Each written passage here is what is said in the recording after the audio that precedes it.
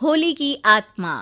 बचपन से शहर में रहने वाला मनोज इस साल होली की छुट्टियों में अपने गांव दुर्गापुर वापस आता है, जहां उसे देख पूरा गांव खुशी से झूम उठता है। जब गया था तब इतना सा था और अब देखो कितना बड़ा हो गया है। हाँ सरपंच जी, जब मैं गया था तब आप भी बहुत जवान थे और अब देखो कितने बूढ़े हो गए हैं आप। चलो चलो बढ़िया है। बच्चा घर वापस आ गया। इसी खुशी में आज रात पार्टी होगी। क्या बात है, गांव में भी पार्टियां होने लगी। वैसे अगर पार्टी की बात है तो आज क्यों सीधा होली पार्टी करते हैं। होली पार्टी की बात सुन चहल पहल में अचानक सन्नाटा छा जाता है, जिसे देख मनोज को कुछ अजीब लगता है, लेकिन तभी सरपंच बात पलट देता है। अब बहुत देर हो गई, चलो सब अपने घर चलो, पार्टी के बारे में कल सोचेंगे। मनोज भी मम्मी पापा के साथ घर आ जाता है, पर होली पार्टी और उस पर पूरे गांव की खामोशी वाली बात अभी तक उसके जहन से निकलती नहीं। पापा, होली पार्टी की बात पर सब चुप क्यों हो गए थे?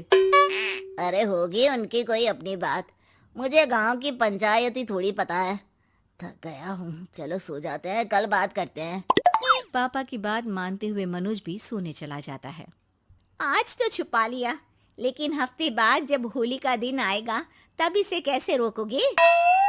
अगली सुबह सूरज के साथ ही मनोज भी गांव घूमने निकल जाता है, जिस पर रास्ते में उसे अपनी ही उम्र के कुछ लड़के भी मिलते हैं, जिनसे दोस्ती कर अब वो उनके साथ घूमने लगता है।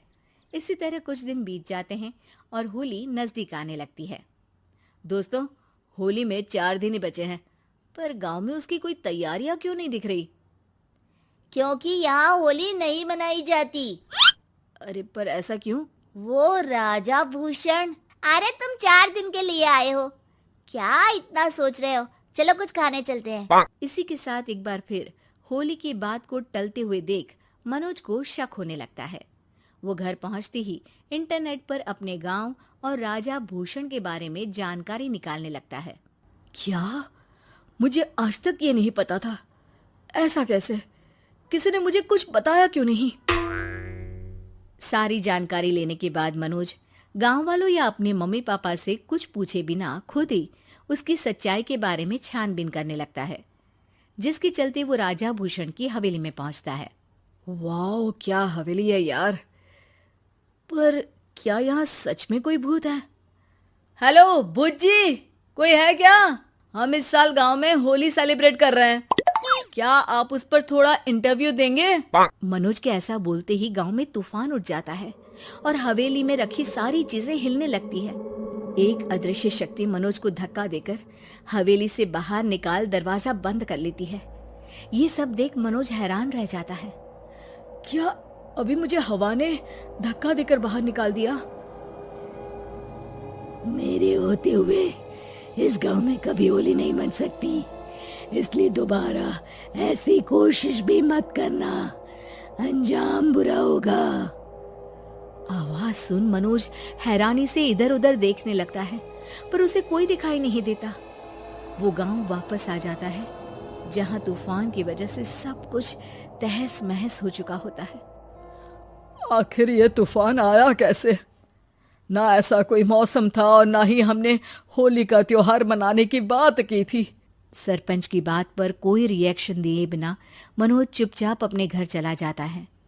इस तरह देखते ही देखते होली का दिन भी आ जाता है और मनोज रंग लेकर गांव में निकल जाता है, लेकिन गांव पूरी तरह खाली होता है। अरे त्योहार का दिन है, धूमधाम की जगह मातम क्यों मनाया हुआ है? मनोज की आवाज सुन सब अपने घर की खिड़कियां खोल के घर के अंदर से ही उसे वापस जाने के लिए कहने लगते हैं, पर वो किसी की नहीं सुनता। तुझे पहले भी समझाया था, अगर होली खेलने की कोशिश भी की तो अच्छा नहीं होगा। अरे बात मान लो बेटा, तुम्हें सच नहीं पता। मुझे सब पता है। सालों पहले इस राजा ने एक अंधविश्वास फैलाया और आप लोग आज तक उसे मानते आ रहे हो। अरे बेटा, जब तुम पैदा भी नहीं हुए थे उससे भी बहुत पहले से इस गांव पर होली का श्राप है। अगर गांव में होली का त्योहार मनाया जाता है तो प्रलय आना पक्की बात होती है। राजा भूषण इस सब में नहीं मानते थे और त्योहार मनाने लगे, जिसके चलते होली वाले ही दिन पहले उनके बेटे की और फिर उनकी मृत्यु हो गई। तभी से गांव की रक्षा के लिए उनकी आत्मा उस हवेली में रह रही है। सबकी बातें सुन मनोज उलझन में पड़ जाता है। सोचना भी मत मनोज, अगर तुमने इस परंपरा को तोड़ने की कोशिश भी की तो उसका परिणाम इस गांव और गांव के लोगों के लिए अच्छा नहीं होगा। मुझे भी यकीन नहीं हो रहा कि आप लोग एक बेतुकी बात को मानकर सालों से रंगों के त्योहार को मातम की तरह मनाते आ रहे हो। मनोज किसी की कोई बात ना मानते हुए पूरे गांव में रंग बिखेर देता है, जिसके तुरंत बाद वहां तूफान के साथ बिजलियां गरजने लगती है। अचानक मौसम में ऐसा बदलाव देख जहां मनोज कंफ्यूजन में आ जाता है, वहीं गांव वाले डर से सहम जाते हैं।